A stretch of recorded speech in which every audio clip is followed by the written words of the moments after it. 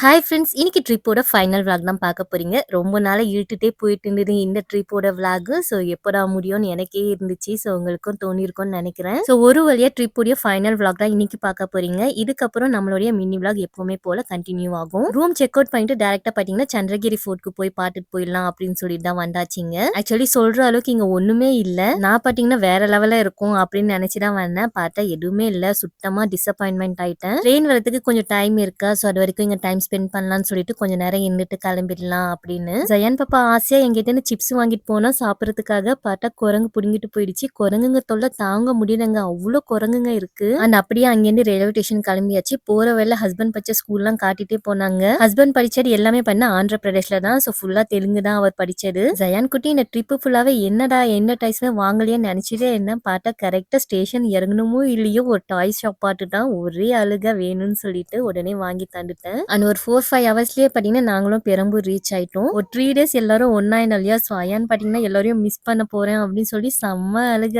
நாளைக்கு ஒரு மேரேஜ் இருக்கு. ஸோ எல்லாரும் மறுபடியும் மீட் பண்ணலாம் அப்படின்னு சொல்லி அவனை சமாதானப்படுத்தி வீட்டுக்கு கூப்பிட்டுட்டு வந்தாச்சு. வீடியோ பிடிச்சிருந்தா சப்ஸ்கிரைப் பண்ணி ஃபாலோ பண்ணி சப்போர்ட் பண்ணுங்க. பாய்.